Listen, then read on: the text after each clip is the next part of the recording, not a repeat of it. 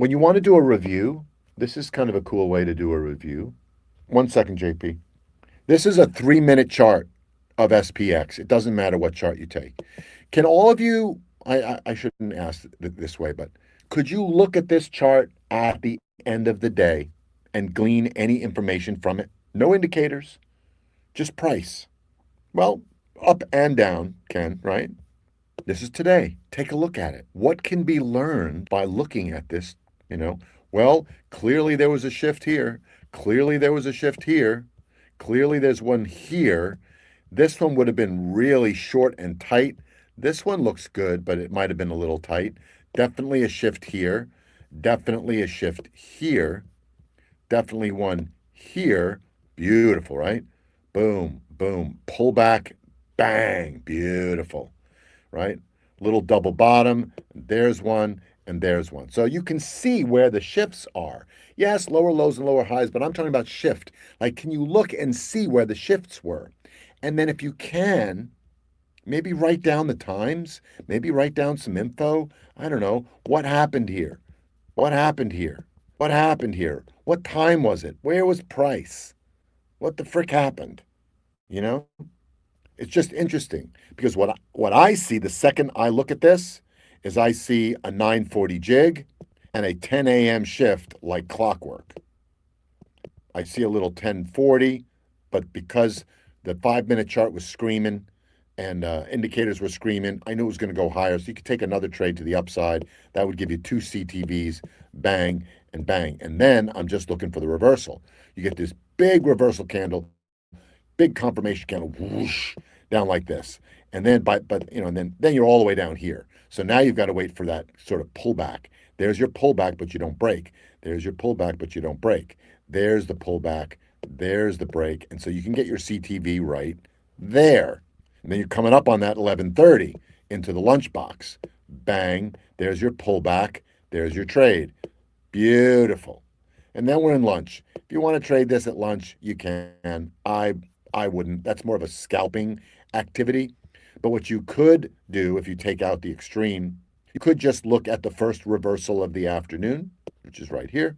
This would sort of be the out of the lunchbox trade if you wanted to look at it from that perspective. You could see the 1:15 time of day zone, bang. You could see the 2 o'clock time of day zone, bang, right? This is kind of weird right here. And then you have the 2:30 reversal, bang. And then you got the 3 o'clock final move of the day. I mean, literally every time of day zone, like 7 out of 8 time of day zones are represented here on this chart. So I invite you to look at complicated charts, look at simple charts. Just start looking for these things. Look for entries, look for false moves.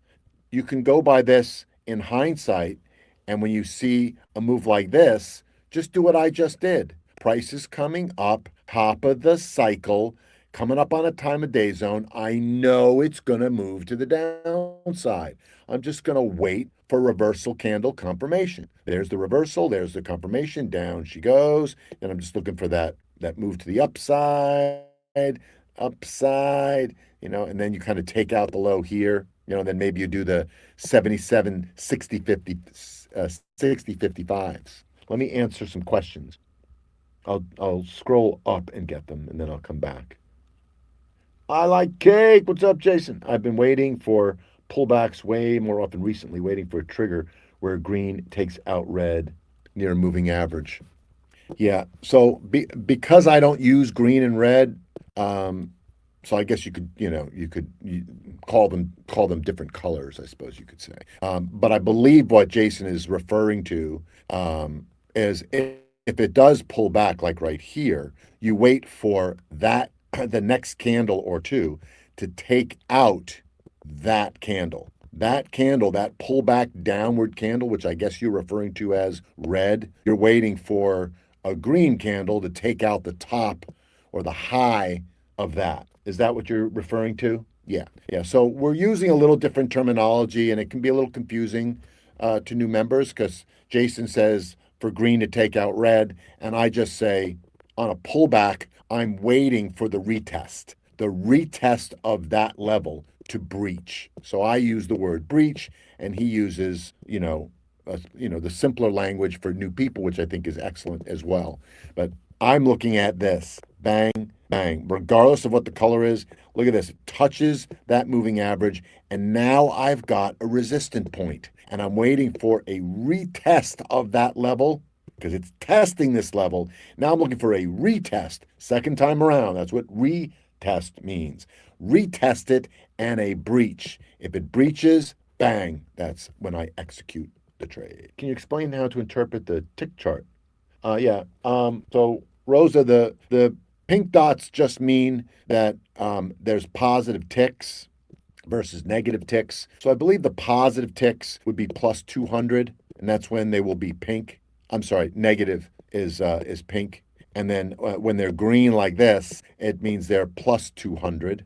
That just means more buying transactions than selling transactions on whatever tick chart you're looking at. In this case, it's the S&P or it's the New York Stock Exchange stocks, which is perfectly fine. When you get a bold dot, that means that the ticks closed over 500. So anything over 400 or 500, I would say 500, 500, 600. Price most likely is going to move higher. That's a pretty extreme number in terms of ticks. Thanks for watching. Hope you enjoyed this video from Trade With Me Now. Make sure to go ahead and like this video and subscribe to our channel so you make sure that you catch our next video right when it's released. Also, if you have a question or comment, please leave that in the comments section below. And of course, if you want to learn more about Trade With Me Now or join our community of profitable traders, go to tradewithmenow.com. There's also a link in the description below.